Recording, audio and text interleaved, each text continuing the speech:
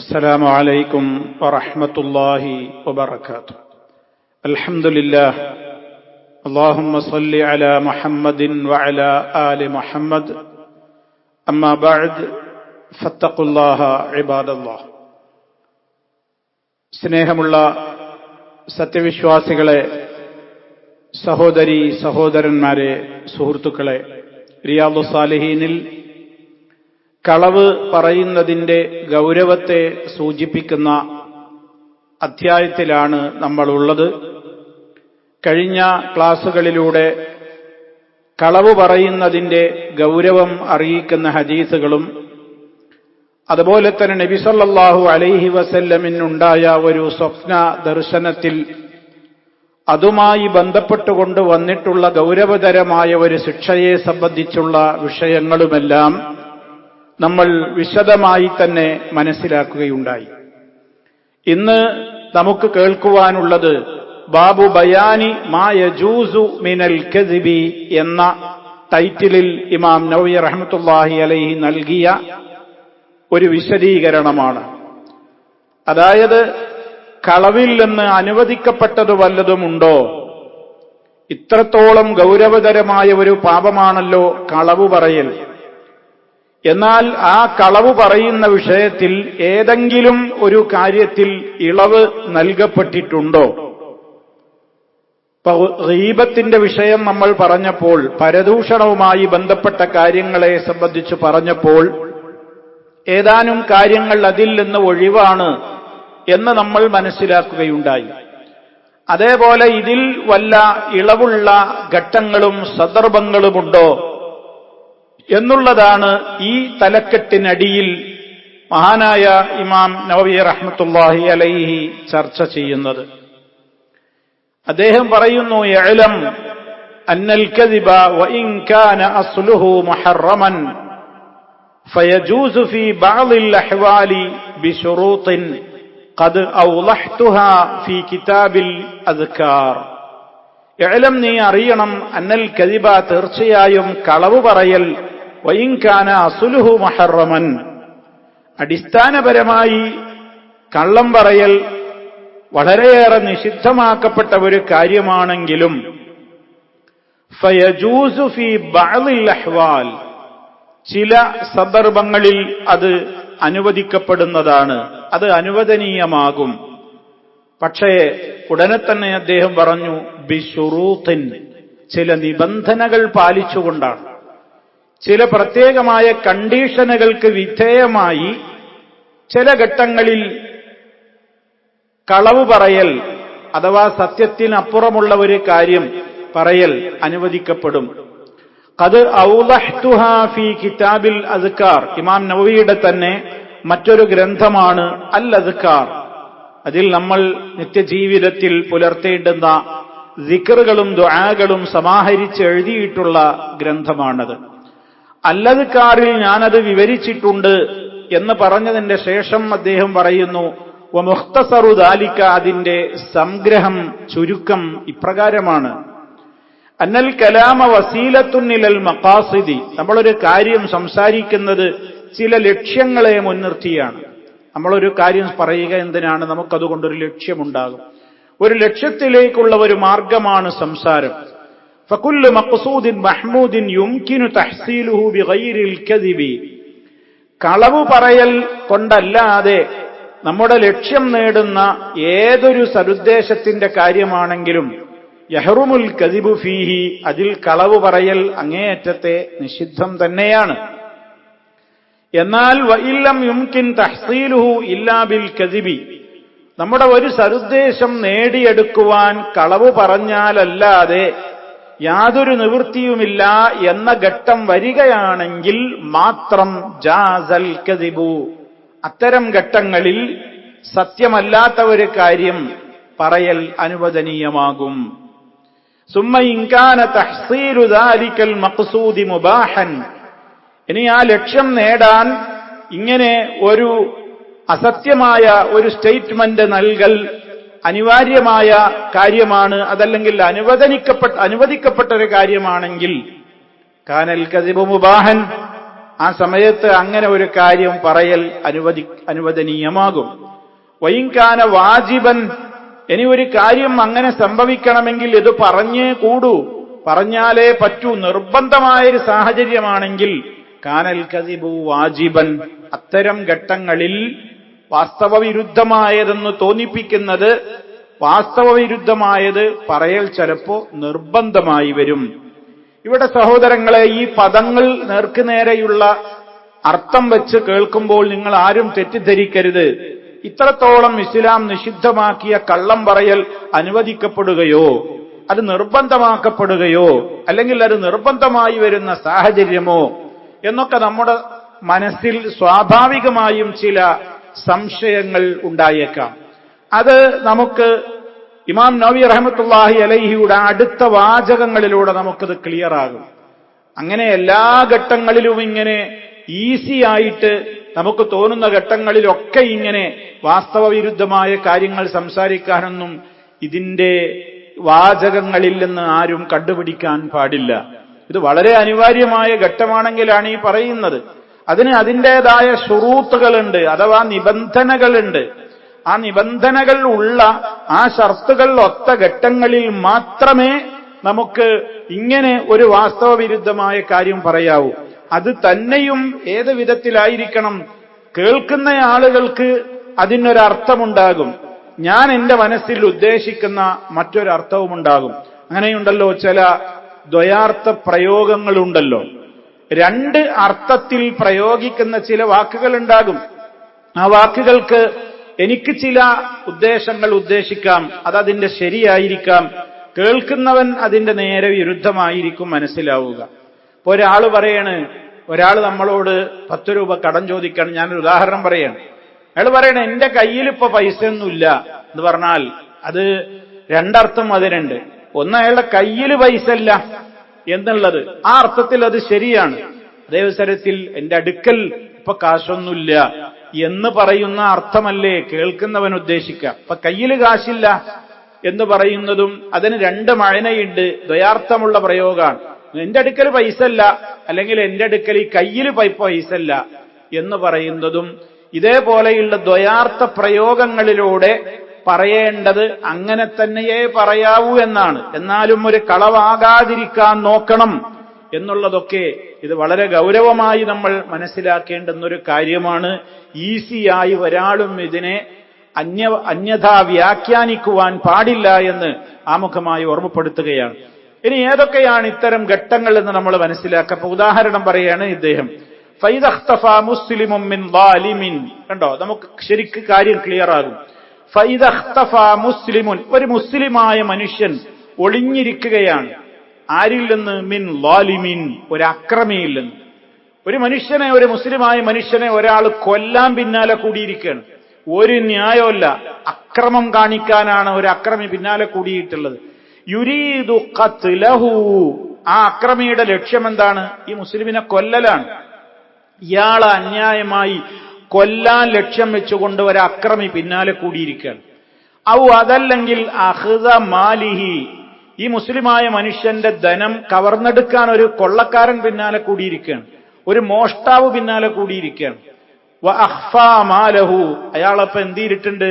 അയാളുടെ മുതൽ മറച്ചു വെച്ചിരിക്കുകയാണ്.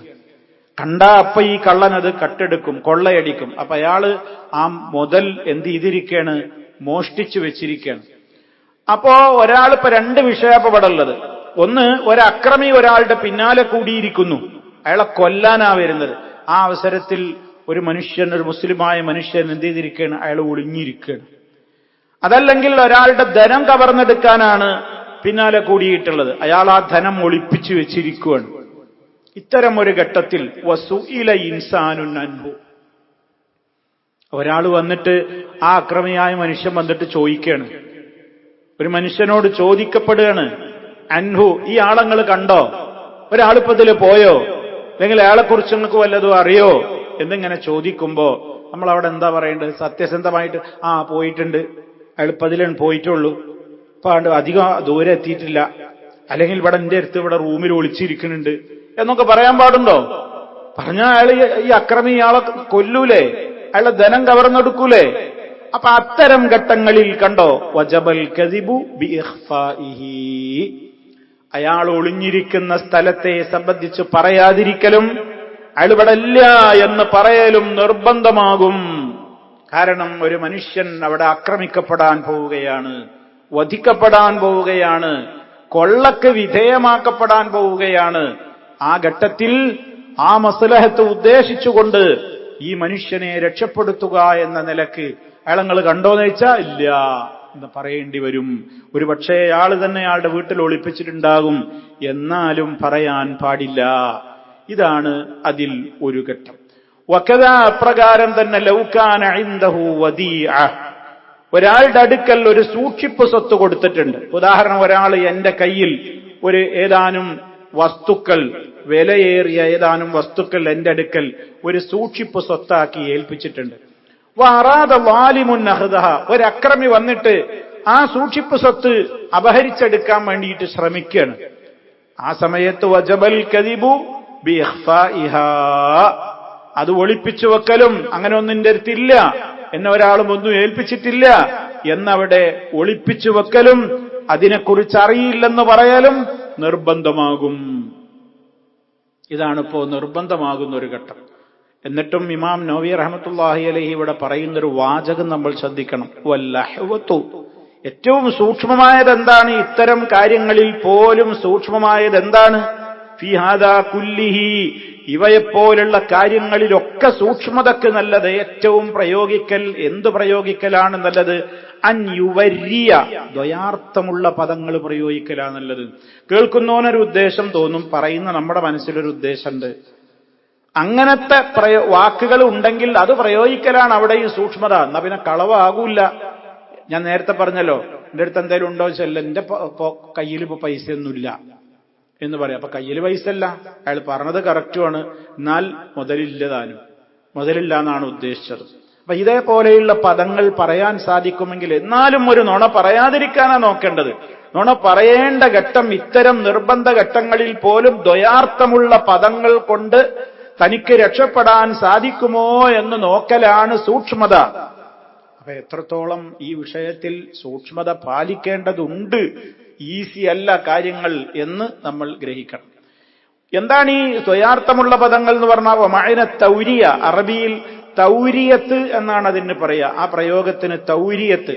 എന്താ തൗരിയത്ത് എന്ന് പറഞ്ഞാൽ? അൻ യഖ്സുദ ബിഇബാറതിഹി, താനൊരു വാചകം പറയുമ്പോൾ, ഞാനിപ്പോ ഒരു വാക്ക് പറയാണ്, ആ വാക്കുകൊണ്ട് ഞാൻ ഉദ്ദേശിക്കുന്നത് എന്താണ്? മഖ്സൂദൻ സഹീഹൻ, ശരിക്കുള്ളൊരു ഉദ്ദേശമാണ് അതിൽ എനിക്കുള്ളത്. പക്ഷേ ലൈസ ഹുവ കാദിബൻ, അത് കള്ളം പറയലല്ല. ബിന്നിസ്ബതി ഇലൈഹി, തന്നെ അപേക്ഷിച്ചിടത്തോളം അതൊരു നുണ പറയലല്ല. വഇൻകാന കാദിബൻ ഫീ ളാഹിരിൽ ലഫ്ളി, പദത്തിന്റെ ബാഹ്യം നോക്കുമ്പോൾ അത് കളവായിട്ട് തോന്നും. പദത്തിന്റെ ബാഹ്യം നോക്കുമ്പോൾ അത് കളവായിട്ട് തോന്നും. എന്റെ കയ്യിൽ പൈസ ഇല്ല എന്ന് പറയുമ്പോൾ അയാൾക്ക് കാശൊക്കെ ഉണ്ട്, കേൾക്കുന്നോ മനസ്സിലാക്കാൻ അടുത്ത് കാശില്ല എന്നാണ് ഇയാൾ ഉദ്ദേശിച്ചോ, എന്റെ കയ്യിൽ പൈസ ഇല്ല എന്നുമാണ്. അത് അപ്പോൾ പോലും കണ്ടോ സൂക്ഷ്മത എന്താണ്? കളവ് പറയാതിരിക്കാനാ നോക്കേണ്ടത്. പറയേണ്ടി വന്നാൽ ഇത്തരത്തിലുള്ള ദ്വയാർത്ഥങ്ങളാണ് പ്രയോഗിക്കേണ്ടത് എന്ന്. ഇതും എല്ലാ സ്ഥലത്തൊന്നും പറ്റൂല കേട്ടോ. ആ ന്യായം പറഞ്ഞിട്ട് ഇനി നമുക്ക് ആ ഇഷ്ടം പോലെ ഇങ്ങനെ കളവ് പറയാ, ഇത്തരം നല്ല ഉദ്ദേശം ഉണ്ടായാൽ മതി എന്നൊന്നും ആരും ഇതിൽ നിന്ന് മനസ്സിലാക്കുവാൻ പാടില്ല.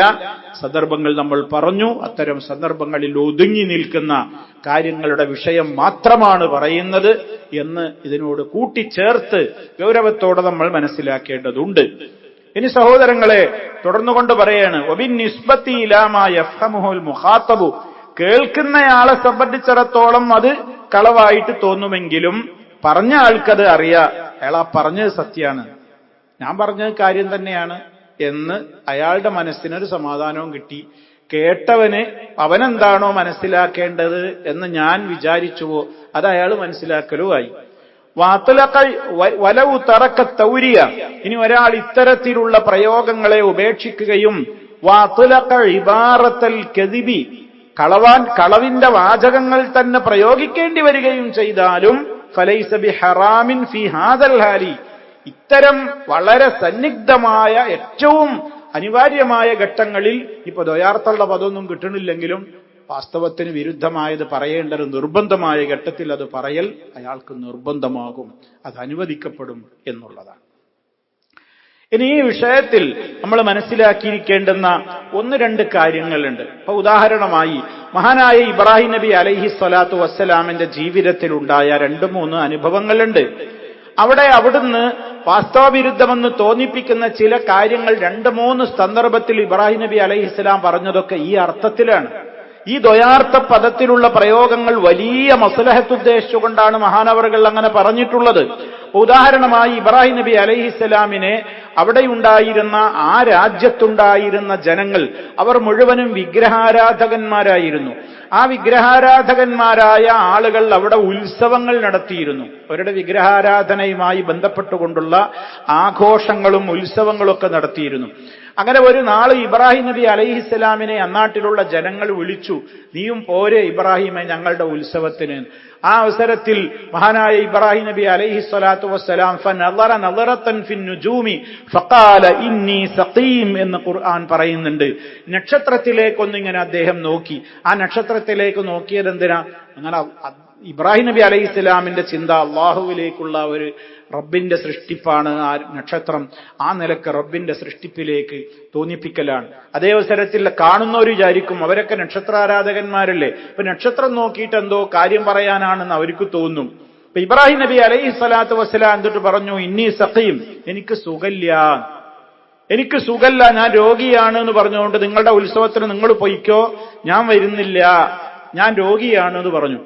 വാസ്തവത്തിൽ അവിടെ ഇബ്രാഹിം നബി അലൈഹിസ്സലാമിന് ശാരീരികമായി അസുഖമൊന്നുമില്ല.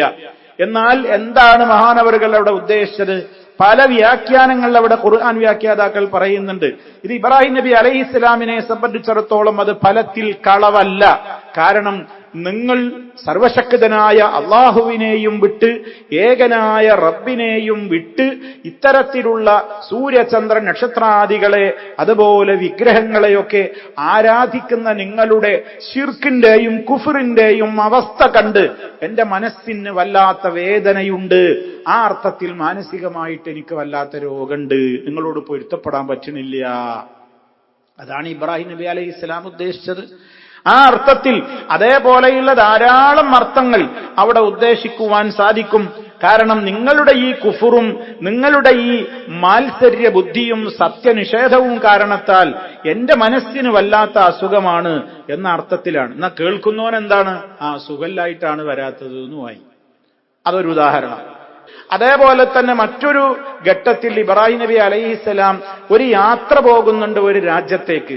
ആ രാജ്യത്തേക്ക് യാത്ര പോകുമ്പോ കൂടെ ആരുണ്ട്? ഭാര്യയായ സാറാ ബീവി റളിയല്ലാഹു അൻഹയുണ്ട്. ആ സാറാ ബീവിയെയും കൂട്ടിയിട്ട് ഇബ്രാഹിം നബി അലൈഹി സ്വലാത്തു വസ്സലാമിന്റെ യാത്രാവേളയിൽ ഒരു രാജ്യം കടന്നുകൊണ്ട് വേണം അപ്പുറത്തേക്ക് യാത്ര ചെയ്യാൻ. ആ രാജ്യത്തുള്ള ഒരു രാജാവ് ക്രൂരനായ ഒരു രാജാവായിരുന്നു. ആ രാജാവിനൊരു സ്വഭാവമുണ്ട്. ഒരു രാജ്യത്തേക്ക് കടന്നു വന്ന സുന്ദരികളായ സ്ത്രീകളെ കണ്ടാൽ അയാൾ ആ സ്ത്രീയെ ഉപയോഗിക്കും, ആ സ്ത്രീയെ പീഡിപ്പിക്കും. ഇങ്ങനെ ഒരു ദുസ്വഭാവിയായിരുന്ന ഒരു രാജാവുള്ള ഒരു പ്രദേശത്തുകൂടെ വേണമായിരുന്നു ഇബ്രാഹിം നബി അലൈഹിസ്സലാമിന് തന്റെ സ്വന്തം ഭാര്യയായ നമ്മുടെ ഉമ്മയായ സാറാ ബീവിയെയും കൊണ്ട് സഞ്ചരിക്കുവാൻ. ആ ഘട്ടത്തിൽ ഇബ്രാഹിം നബി അലൈഹി സ്വലാത്തു വസ്സലാം സാറ ബീവിയോട് പറഞ്ഞു, രാജാവിന്റെ കൈകളിൽ നീ എത്തിപ്പെട്ടാൽ, രാജസദസ്സിൽ നീ ഹാജരാക്കപ്പെട്ടാൽ, കാരണം രാജാവിന്റെ പട്ടാളക്കാർ നിന്നെ കണ്ട അവർ പിടിച്ചുകൊണ്ടുപോകുന്ന ഉറപ്പാണ്. അങ്ങനെ പിടിച്ചുകൊണ്ടുപോയി രാജസദസ്സിൽ നീ എത്തിപ്പെട്ടാൽ നീ പറയണം എന്ത്? ഞാൻ ഇബ്രാഹിമിന്റെ സഹോദരിയാണ് എന്ന് പറയണം. കാരണം സഹോദരിയാണെന്ന് പറഞ്ഞാൽ ഒന്നും ചെയ്യൂല, നേരെ മറിച്ച് അവിടെ ഭാര്യയാണെന്ന് പറഞ്ഞാൽ ആ രാജാവ് ശരിക്കും എന്ത് ചെയ്യും? പീഡനം നടത്തും, കയറിപ്പിടിക്കും, തോന്നിവാസങ്ങൾക്ക് വിധേയമാക്കും. അതുകൊണ്ട് ഇബ്രാഹിം നബി അലൈഹി ഇസ്ലാം പറഞ്ഞു, നീ സഹോദരിയാണെന്നേ പറയാവൂ. അവിടെ ഇപ്പൊ വാസ്തവത്തിൽ അതൊരു വാസ്തവ വിരുദ്ധമായ കാര്യമല്ലേ? എന്നാൽ ഇബ്രാഹിം നബി അലൈഹി ഇസ്ലാം ഉദ്ദേശിച്ച ഉദ്ദേശം എന്താണ് അവിടെ? കാരണം ഇന്നമൽ മുഅ്മിനൂന ഇഖ്വ, സത്യവിശ്വാസികളൊക്കെ സഹോദരന്മാരാണ്. ആ അർത്ഥത്തിൽ നീ എന്റെ ഇസ്ലാമിലെ സഹോദരിയാണ്. എന്നാ ഭാര്യയാണെന്ന് പറയാതെ സഹോദരിയാണെന്ന് പറഞ്ഞു. വാസ്തവല്ലേ? സഹോദരിയാണ്. എല്ലാ മുസ്ലിം സഹോദരി സ്ത്രീ പുരുഷന്മാരും പരസ്പരം ആരാണ്? സഹോദരന്മാരാണ്. അതുകൊണ്ട് നീ അങ്ങനെയേ പറയാവൂ എന്ന്. ആ കഥയുടെ വിശദാംശങ്ങളിലേക്ക് ഞാൻ കടക്കുന്നില്ല. അവിടെ പ്രയോഗിക്കാൻ പറഞ്ഞ വാക്കിതാണ്, ഞാൻ സഹോദരിയാണെന്ന് പറഞ്ഞോളണം എന്നുള്ളതാണ്. അതിന്റെ മറ്റു തലങ്ങളിലേക്ക് ഞാനിപ്പോ പ്രവേശിക്കുന്നില്ല. അപ്പൊ ചുരുക്കത്തിൽ ഇവിടെ ഈ 3 പ്രയോഗങ്ങളും ഇബ്രാഹിം നബി അലൈഹിസ്സലാമിന്റെ ഭാഗത്ത് നിന്നുണ്ടായത് ബാഹ്യമായി നോക്കുമ്പോൾ അത് വാസ്തവത്തിന് വിരുദ്ധമാണ്. എന്നാൽ ഇബ്രാഹിം അലൈഹിസ്സലാം പ്രയോഗിച്ച പദങ്ങളാവട്ടെ രണ്ടർത്ഥങ്ങൾക്ക് സാധ്യതയുണ്ട്. ഇബ്രാഹിം അലൈഹിസ്സലാം അതിന്റെ ശരിയായ വശം ഉദ്ദേശിക്കുന്നത് കൊണ്ട് അത് കളവല്ല, കേൾക്കുന്നവർക്ക് അതിന്റെ മറ്റൊരു വശമാണ്. ആ വശം അവര് മനസ്സിലാക്കുന്നത് കൊണ്ട് കുറെ ഉപകാരങ്ങൾ ഉണ്ട് താനും. ഇത്തരം ഘട്ടങ്ങളിലൊക്കെ ഇതേപോലെയുള്ള പ്രയോഗങ്ങളൊക്കെ അനിവാര്യ ഘട്ടങ്ങളിൽ വേണ്ടി വന്നാൽ ഉപയോഗപ്പെടുത്താം എന്നുള്ളതാണ് വാസ്തവവിരുദ്ധമായ കാര്യങ്ങൾ പറയുവാനുള്ള ഇളവുകളായിക്കൊണ്ട് ഇമാം നവവി റഹ്മത്തുള്ളാഹി അലൈഹിയുടെ ഈ വ്യാഖ്യാനത്തിലൂടെ നമുക്ക് മനസ്സിലാക്കുവാൻ സാധിക്കുന്നത്. ഇനി സഹോദരന്മാരെ, ഇതിന് ഉപോത്ബലകമായ ഒരു ഹദീസ് ഇമാം നവവി ശേഷം നൽകുന്നുണ്ട്. അദ്ദേഹം പറയുന്നു, വസ്തദല്ലൽ ഉലമാഉ ലിജവാസിൽ കദിബി ഫീ ഹാദൽ ഹാലി. ഇത്തരം ഘട്ടങ്ങളിൽ കളവ് പറയൽ ജായിസാണ് എന്നുള്ളതിന് പണ്ഡിതന്മാർ തെളിവായി പറഞ്ഞത് ബി ഹദീസി, അവർ തെളിവ് പിടിച്ചത് ബി ഹദീസി ഉമ്മി കുൽസൂം റളിയല്ലാഹു അൻഹ. ഉമ്മു കുൽസൂം ബീവി റളിയല്ലാഹു അൻഹയുടെ ഒരു ഹദീസാണ്. അന്നഹാ, തീർച്ചയായും അവര് സമയത്ത് അവര് കേട്ടു റസൂലുള്ളാഹി സ്വല്ലല്ലാഹു അലൈഹി വസല്ലം യഖൂലു, അല്ലാഹുവിന്റെ റസൂൽ പറയുന്നത് അവർ കേട്ടിട്ടുണ്ട്. ഇമാം ബുഖാരിയും മുസ്ലിമും ഒക്കെ സംയുക്തമായി റിപ്പോർട്ട് ചെയ്ത ഹദീസാണ്. എന്താ റസൂലുള്ള പറഞ്ഞത്? ലൈസൽ കദ്ദാബ്, കളവ് പറയുന്നവനല്ല. കദ്ദാബ് എന്ന് പറഞ്ഞാൽ അങ്ങേയറ്റം കളവ് പറയാ, കള്ളം പറയുന്നവനല്ല. ആര് പറയുന്നത് വാസ്തവത്തിൽ കളവല്ല. അല്ലദീ യുസ്ലിഹു ബൈനന്നാസ്, ജനങ്ങൾക്കിടയിൽ മസ്ലഹത്തുണ്ടാക്കുവാൻ ഉദ്ദേശിച്ചുകൊണ്ട് ഫയൻമി ഖൈറൻ, ഒരാൾക്ക് ഒരു ഖൈറായ ഒരു കാര്യം അയാളോട് പറഞ്ഞു കൊടുക്കുന്നു. ഔ യഖൂലു ഖൈറൻ, അല്ലെങ്കിൽ ഒരു ഖൈറായ കാര്യം അയാളുടെ മുമ്പിൽ വെച്ച് പറയുന്നു. യൻമി ഖൈറൻ എന്ന് പറഞ്ഞാൽ എന്താ? വാസ്തവത്തിൽ ഞാൻ ഒരാളോട് മറ്റൊരാളെ കുറിച്ച് പറഞ്ഞു കൊടുക്കുകയാണ്. അത്തരം കാര്യങ്ങൾ, മറ്റൊരാളുടെ വാക്ക് ഞാൻ വേറൊരാളുടെ കാതിൽ എത്തിക്കുകയാണ്. എനിക്കതിലുള്ള ഉദ്ദേശം എന്താണ്? അവർ തമ്മിൽ നന്നാവണം എന്നാണ്. അങ്ങനെയുള്ള ഖൈർ ഉദ്ദേശിച്ചുകൊണ്ട് രണ്ടാളുകൾക്കിടയിൽ, രണ്ട് സംഘങ്ങൾക്കിടയിലോ രണ്ട് വ്യക്തികൾക്കിടയിലോ പിണങ്ങി നിൽക്കുന്നവരെ ഇണക്കുവാൻ വേണ്ടി ഒരൽപ്പം വാസ്തവവിരുദ്ധമായ കാര്യം, നടന്നിട്ടില്ലാത്തൊരു കാര്യം പറയുകയാണെങ്കിൽ അത് കള്ളം പറഞ്ഞതിന്റെ ശിക്ഷയിലോ ആ വകുപ്പിലോ പെടൂല എന്നാണ്. മനസ്സിലായല്ലോ? ഉദാഹരണം പറയാം, രണ്ടാളുകൾ തമ്മിൽ ഒരുപാട് വർഷമായിട്ട് തെറ്റി നിൽക്കുകയാണെന്ന് സങ്കല്പിക്കാം. എത്രയോ ആളുകൾ അങ്ങനല്ലേ? സ്വന്തം കുടുംബത്തിലുണ്ടാകും, വീട്ടിലുണ്ടാകും, അയൽക്കാരിലുണ്ടാകും, ബന്ധപ്പെട്ടവരിലുണ്ടാകും, എത്രയോ വർഷങ്ങളായിട്ട് നിലനിൽക്കുന്ന സുഹൃത്ത് ബന്ധങ്ങളിലുണ്ടാകും. അതങ്ങനെ തെറ്റി നിൽക്കുകയാണ്. തെറ്റി നിൽക്കുമ്പോ പലരും മസ്ലഹത്തിന് വേണ്ടിയൊക്കെ ശ്രമിച്ചു നോക്കി, ശരിയാവണില്ല. അപ്പൊ ഒരാളിങ്ങനെ കണക്കൂട്ടുകയാണ്, ഒരാളോട് പോയിട്ട് പറയാണ്, നിങ്ങൾ എത്ര കാലമായി അദ്ദേഹത്തോട് ഇങ്ങനെ മിണ്ടാതെ നടക്കുന്നു, അയാൾക്കാണെങ്കിൽ നിങ്ങളെക്കുറിച്ച് 100 നാവ, അയാൾ എന്തൊക്കെയാ നിങ്ങളെക്കുറിച്ച് പറയുന്നത്, നിങ്ങളെക്കുറിച്ച് അയാൾ പറയുമ്പോൾ അയാൾക്ക് എന്തോ ഒരു സന്തോഷാണ്, വളരെ സങ്കടത്തിലാണ് അയാള്. ഇങ്ങനെ തെറ്റി നിൽക്കുന്നതിൽ അയാളുടെ മനസ്സിന് ഭയങ്കര വിഷമുണ്ട്. ഒന്ന് നന്നായെങ്കിൽ എന്ന് അയാൾ വല്ലാതെ ആഗ്രഹിക്കുന്നുണ്ട്. നിങ്ങളെക്കുറിച്ച് അയാൾക്ക് എന്ത് പറഞ്ഞാലും നിങ്ങളെക്കുറിച്ച് ഒരു വേണ്ടാത്തൊരു വാക്ക് അയാൾ പറയുന്നേ ഇല്ല. നിങ്ങളെക്കുറിച്ച് നല്ല മതിപ്പാണ്. അത് കേൾക്കുന്ന ആ വ്യക്തിയുടെ മനസ്സിൽ ഉണ്ടാകുന്നൊരു വല്ലാത്തൊരു ചേഞ്ച് ഉണ്ട്. വർഷങ്ങളായിട്ട് തെറ്റി നിൽക്കാണ്. അങ്ങനെ തെറ്റി നിൽക്കുന്ന ഈ രണ്ടാളുകളെ തമ്മിൽ അടിപ്പിക്കാനല്ല നോക്കേണ്ടത്, അടുപ്പിക്കാനാണ് നോക്കേണ്ടത്. അപ്പൊ ഇവരെ തമ്മിൽ അടുപ്പിക്കാൻ വേണ്ടിയിട്ട് എന്ത് ചെയ്യാണ്? അവിടെ പോയിട്ട് പറയും, ഇയാളെ കുറിച്ച് പറയും, അയാൾ നിങ്ങളെ കുറിച്ച് എന്തൊക്കെ നല്ല ആഗ്രഹങ്ങളാണ്, നന്നായെങ്കിൽ എന്ന് അയാൾ ഇങ്ങനെ വിചാരിച്ച് നിൽക്കുകയാണ്.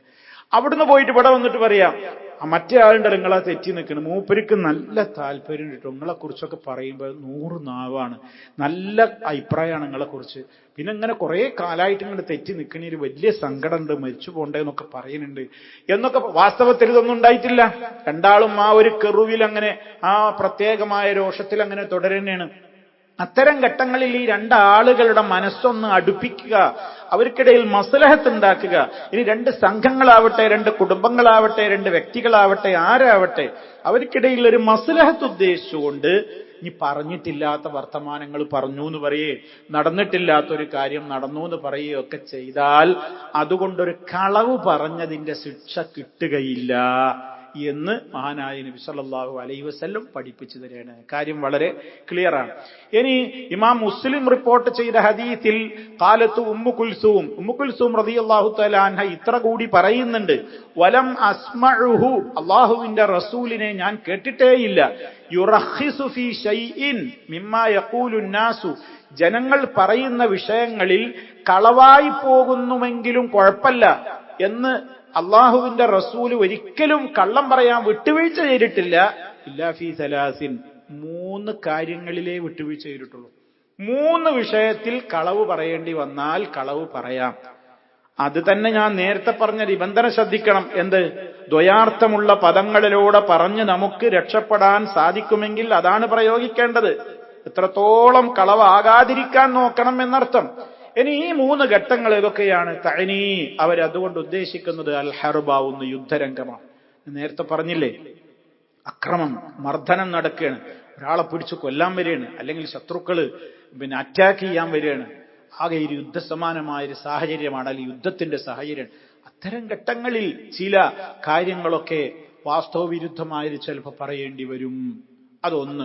രണ്ടാമത്തത് വൽ ഇസ്ലാഹ ബൈനന്നാസ്, നമ്മളിപ്പോ പറഞ്ഞത് തെറ്റി നിൽക്കുന്ന ജനങ്ങൾക്കിടയിൽ രഞ്ജിപ്പുണ്ടാക്കുക, അവർക്കിടയിൽ സുൽഹ് ഉണ്ടാക്കുക, അവരെ തമ്മിൽ അടുപ്പിക്കുക, അവർക്കിടയിൽ സ്നേഹവും സൗഹാർദ്ദവും ഒക്കെ ഊട്ടിയുറപ്പിക്കുവാൻ വേണ്ട വിധത്തിലുള്ള പദപ്രയോഗങ്ങൾ നടത്തുക.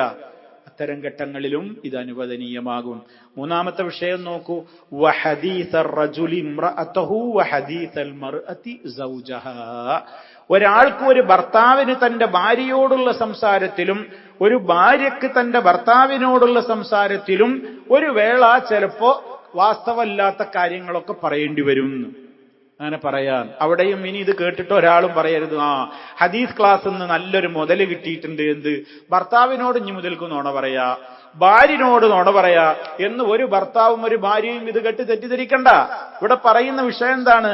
ഭാര്യാഭർത്താക്കൾക്കിടയിൽ സ്നേഹവും അവർക്കിടയിലുള്ള പ്രേമവും അവർക്കിടയിലുള്ള പ്രത്യേകമായ ജീവിതത്തിന്റെ അടുപ്പങ്ങളുമൊക്കെ വർദ്ധിക്കുവാൻ ആവശ്യമായ നിലക്കുള്ള ചില ലൊട്ടിലൊടുക്ക് സംസാരങ്ങളൊക്കെ ചിലപ്പോൾ പറയേണ്ടി വരും. അങ്ങനെ പറയുന്നത് അനുവദിക്കപ്പെട്ടിട്ടുണ്ട് എന്ന്. ഇപ്പോ തന്റെ ഭാര്യയ്ക്ക് തന്നോട് കൂടുതൽ ഒരു അടുപ്പവും അല്ലെങ്കിൽ തന്റെ ഭർത്താവിന് തന്നോട് കൂടുതൽ ഒരു അടുപ്പവും ഒക്കെ ഉണ്ടാക്കുക എന്ന ലക്ഷ്യത്തോടു കൂടി ചിലപ്പോൾ ചില കാര്യങ്ങൾ പെരുപ്പിച്ചൊക്കെ പറയേണ്ടി വരും. ഈ കുറച്ചില്ലാത്തതൊക്കെ കൂട്ടിയൊക്കെ പറയാം. അതുകൊണ്ട് ആർക്കും ഒരു ദോഷമല്ല. എന്നാലോ ആ വാക്ക് കേൾക്കുന്നതോടുകൂടി ഭാര്യയ്ക്ക് വളരെ സന്തോഷമാകും, തന്റെ ഭർത്താവിനോട് ഏറെ സന്തോഷമാകും. അതേപോലെ ഭാര്യയ്ക്ക് തന്റെ ഭർത്താവിൽ നിന്ന് ആ നിലക്ക് സ്നേഹങ്ങൾ കിട്ടും. അങ്ങനെയൊക്കെയുള്ള കാര്യങ്ങളാണ് ഇതുകൊണ്ട് ഉദ്ദേശിക്കുന്നത്. അവരുടെ കുടുംബജീവിതത്തിന്റെ ഭദ്രത, അവരുടെ കുടുംബജീവിതത്തിലും ദാമ്പത്യ ജീവിതത്തിലും സന്തോഷം വർദ്ധിക്കുക, ഈ വക ലക്ഷ്യങ്ങൾക്കൊക്കെ ഉദ്ദേശിച്ചുകൊണ്ട് മാത്രമാണ്. അതല്ലാതെ മോഷണം നടത്തലോ വേണ്ടാത്ത കാര്യങ്ങൾ പറയലോ നുണ പറയലോ ഒന്നുമല്ല. ഒരു ഭർത്താവിന്റെ പൈസ ഒക്കെ പോക്കറ്റ് അടിച്ചിട്ട് അല്ലെങ്കിൽ ഭർത്താവിന്റെ പണമൊക്കെ എടുത്തിട്ട് ഞാൻ എടുത്തിട്ടില്ല എന്ന് പറയുക, അതല്ലെങ്കിൽ ഭാര്യയുടെ ഏതെങ്കിലും ആഭരണങ്ങളോ മറ്റെന്തെങ്കിലും ഒക്കെ എടുത്തു കൊണ്ടുപോയിട്ട് വിറ്റിട്ട് അത് ഞാൻ ചെയ്തിട്ടില്ല എന്ന് പറയാ. ഇങ്ങനത്തെ നുണയൊന്നും പറയാൻ പാടില്ല. നേരെ മറിച്ച് ഭാര്യാഭർത്താക്കൾക്കിടയിലുള്ള ഭാര്യാഭർത്തൃ ജീവിതത്തിന്റെ ഏറ്റവും വലിയ സന്തോഷമുണ്ടാക്കുന്ന കാര്യങ്ങൾ ചിലതൊക്കെ ഭാര്യ ഒരു ഭക്ഷണം ഉണ്ടാക്കി, ആ ഭക്ഷണം ഉണ്ടാക്കിയത് വലിയൊരു ഉഷാറൊന്നും ആയിട്ടില്ല, എന്നാലും നല്ല ഉഷാറായിട്ടുണ്ട് എന്ന് പറഞ്ഞാൽ ഏത് ഭാര്യയാണ് ഇഷ്ടപ്പെടാതിരിക്കുക? അവൾക്ക് മനസ്സിന് വല്ലാത്തൊരു സന്തോഷമാകും. നാളെ ഇതിനേക്കാൾ കേമമായ നല്ല നിലക്ക് ഭക്ഷണം ഉണ്ടാക്കാൻ അവർക്ക് സാധിക്കും. അല്ലെങ്കിൽ അവരുടെ ശാരീരികമായ ഒരു പ്രകൃതത്തെക്കുറിച്ച്, അല്ലെങ്കിൽ അവർ ധരിച്ചൊരു വസ്ത്രം, അല്ലെങ്കിൽ അവർ സെലക്ട് ചെയ്ത ഒരു കളറ്, ഇതിനെക്കുറിച്ചൊക്കെ ഒരു ഭർത്താവ് പറയാം. പിശുക്കൊന്നും കാണിക്കേണ്ടതില്ല. ഇനി ഭർത്താവ് ധരിച്ചൊരു വസ്ത്രത്തെ സംബന്ധിച്ച്, ഭർത്താവിന്റെ ഒരു വേഷത്തെ സംബന്ധിച്ച്, ഭർത്താവിന്റെ ഏതെങ്കിലും ഒരു കാര്യത്തെ സംബന്ധിച്ച് ഭാര്യ ഇനി ഒരല്പം കൂട്ടിച്ചേർത്തുകൊണ്ട് പറഞ്ഞാലും അതിങ്ങോട്ടൊരു സ്നേഹം വർദ്ധിക്കുന്ന ഒരു നിരുപദ്രവകരമായ ഒരു കാര്യമാണല്ലോ. അതൊക്കെ അവരുടെ ജീവിതത്തിൽ വല്ലാത്തൊരു സന്തോഷവും സമാധാനമൊക്കെ ഉണ്ടാക്കുന്ന കാര്യങ്ങളാണ്. അത്തരം ഘട്ടങ്ങളിലും ഇസ്ലാം എന്ത് ചെയ്തിട്ടുണ്ട്? ഇങ്ങനെ അനുവദിക്കപ്പെട്ടിട്ടുണ്ട്. ആ സംസാരം, ആ വർത്താനം അവിടെ ഞാൻ പറഞ്ഞിട്ടില്ലെങ്കിൽ, എന്റെ ഭാര്യ പറഞ്ഞിട്ടില്ലെങ്കിൽ ഒരു വേള നമ്മുടെ ദാമ്പത്യ ജീവിതം അവിടെ തകരും. അല്ലെങ്കിൽ ആ ദാമ്പത്യ ജീവിതത്തിന്റെ ഊഷ്മളത, അതിന്റെ മാധുര്യം അത് നഷ്ടമാകും എന്നൊക്കെ തോന്നുന്ന ഘട്ടങ്ങളിൽ ഇത്തരം സംസാരങ്ങൾ ഇസ്ലാം അനുവദിച്ച് തന്നിട്ടുണ്ട് എന്നാണ്. അവിടെയാണ് ഇസ്ലാം നമുക്ക് ഇത്തരത്തിലുള്ള എത്രത്തോളം മാനുഷികമായ മൂല്യങ്ങളിൽ ഭാര്യാഭർത്തൃ ജീവിതത്തിലൊക്കെ എത്രത്തോളം സൂക്ഷ്മതകൾ പാലിക്കണം, സന്തോഷം വേണം എന്നുള്ളതൊക്കെ നമ്മൾ മനസ്സിലാക്കിയിരിക്കേണ്ടതും എന്നുകൂടി നമ്മൾ ഇത്തരം കാര്യങ്ങളൊക്കെ കേൾക്കുമ്പോൾ നമ്മുടെ മനസ്സിലുണ്ടാകണം.